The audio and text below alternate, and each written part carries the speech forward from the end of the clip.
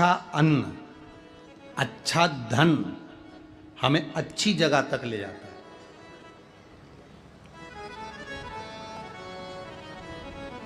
कभी कभी किसी के पाँव की चप्पल पड़ी हुई थी, तुम्हारी चली गई मंदिर में से, तुम दूसरे की पहन गए।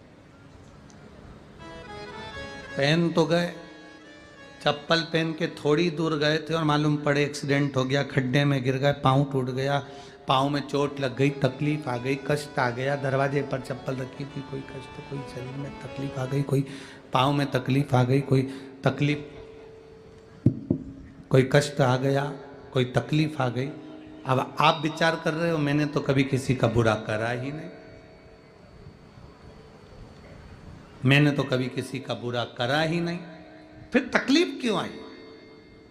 तकलीफ आने का कारण केवल इतना था कि दूसरे के पांव की पादुका जिस पर काल मंडरा रहा था वो तेरे पांव में आ गई और वो चली, उसका दुख तुझे भोगना,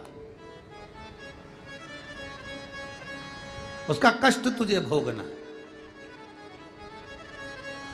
कोई दूसरा नहीं भोगेगा, भोगना तुझे। शिव महापुराण की कथा कहती है 3 चीजों से दूर रहना, दूसरे की 3 चीजें हमारे पास नहीं आना चाहिए। एक पांव की चप्पल जूता, दूसरे नंबर पर छाता, तीसरे नंबर पर मांग का टीका। ये 3 चीजों से थोड़ी सी दूरी बनाकर चलना, इन 3 चीजों से थोड़ी सी। किसी के पांव की चप्पल हमारे पांव में ना आए, किसी के पांव की पादुका, किसी का जूता चप्पल हमारे पास ना आए, इसका स्मरण रखें। किसी का छाते की छांव में आप बैठे मना नहीं है, छत्र की छांव में बैठे मना नहीं है, किसी के छाते की छांव में चले मना नहीं है, पर किसी का छाता, किसी का छत्र अगर बारिश में, गर्मी में तुम्हारे घर पर आ भी गया है तो बहुत दिन तक तुम्हारे घर में नहीं रहना चाहिए, वो छत्र तुम्हें वापस कर आना चाहिए। किसी का छत्र, किसी की पादुका और किसी का मांग का टीका अगर तुम्हारे मांग में आ गया है तो उसको कहीं ना कहीं आपको रखना चाहिए, उसको हमें धारण नहीं करना।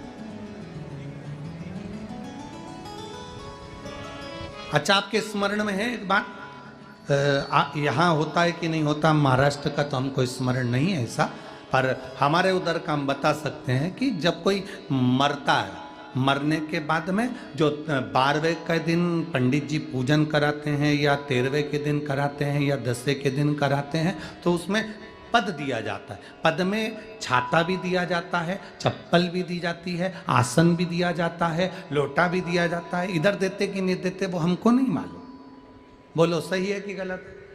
उसमें चप्पल और छाता ये बहुत जरूरी होता है। क्यों? क्योंकि इसमें काल होता है व्यक्ति का, वो काल चला जाए।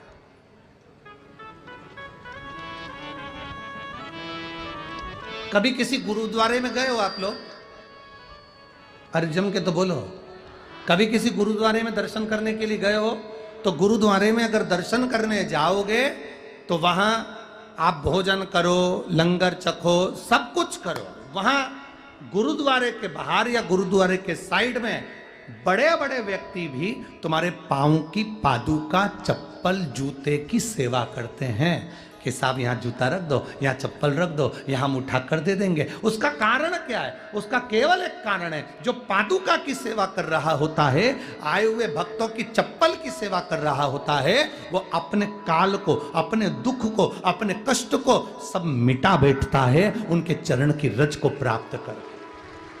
आदियां हैं, प्रशासन से जुड़ी हुई परेशानियां हैं, कोर्ट, अदालत, प्रशासन आदि से जुड़ी जितनी जितनी व्याधियां होती हैं, परेशानियां होती हैं, उससे निवारण के लिए अभिषेक शिव महापुराण की कथा कहती है कि शंकर भगवान पर काली तिल चढ़ाकर जल चढ़ाया जाता है तो उसका जो फल है ये व्याधियों से मिटा जाता है।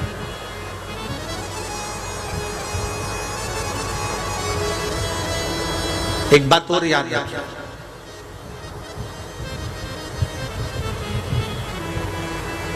अदालत से पीछे ही नहीं छूट रहा।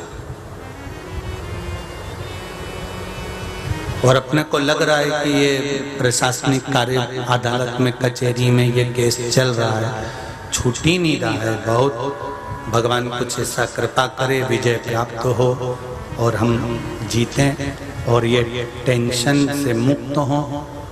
तो कुछ दाने काली तिल के बेलपत्री के वृक्ष के नीचे पार्थिव लिंग का निर्माण कर कर भी चढ़ाया जाए। ज्यादा बार नहीं, कम से कम 2 या 3 शिवरात्रि। शिवरात्रि हर महीने आती है, प्रत्येक महीने में शिवरात्रि आती है।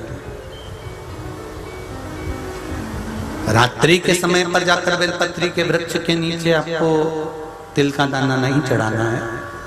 दोपहर के समय, सुबह के समय, शाम के समय, प्रदोष काल के समय या सुबह, जैसा भी आपको समय मिले उसके अनुसार आप बेलपत्री के वृक्ष के नीचे पार्थिव लिंग का छोटा सा निर्माण कर कर तिल के दाने समर्पित कर कर उस शिवलिंग को विसर्जन कर।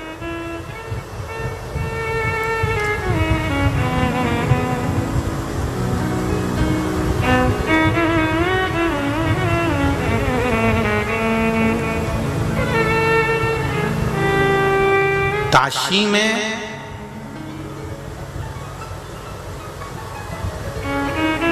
एक तिलकेश्वर महादेव का भी मंदिर है काशी के अंदर, जहां पर भगवान शंकर का, और वो मंदिर कोई साधारण नहीं है। काशी के कुछ गिने हुए मंदिर में जहां पर भगवान स्वयंभू विराजमान है और अपनी आकृति बढ़ा रहे हैं, ऐसे तिलकेश्वर महादेव काशी में विराजमान है। उनके दर्शन का महत्व क्यों है कि जब कोई प्रशासनिक गतिविधियां गड़बड़ होती है या प्रशासन से जुड़ी हुई या अदालत की कोई बात होती है या अदालत आदि में कोई केस चल रहा होता है, तब तिल का प्रयोग या तिलकेश्वर महादेव का दर्शन मूल माना।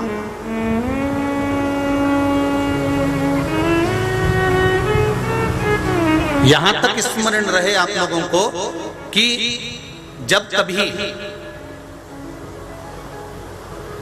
कभी आपको ऐसा महसूस हो कि बच्चे गलत संगत की ओर जा रहे हैं, गलत मार्ग की ओर जा रहे हैं और व्यसन में डूब रहे हैं, या व्यसन की ओर जा रहे हैं, या वेश्यावृत्ति में, या मदिरापान में, या जुए में, या मांसाहार में, या गलत संगत में बच्चे पड़ रहे हैं, उस जगह पर भी तिल्ली को पीस कर शिव का लेपन कर कर फिर जल का समर्पण कर सकते हैं।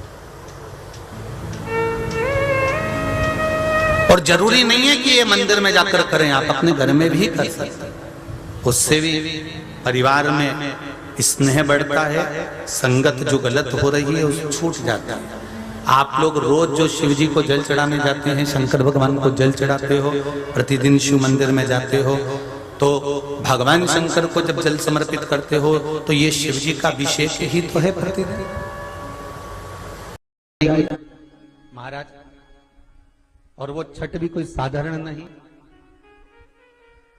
जिस छठ माता का स्मरण स्वयं भगवान कृष्ण के पुत्र सामने किया, जिस छठी माता को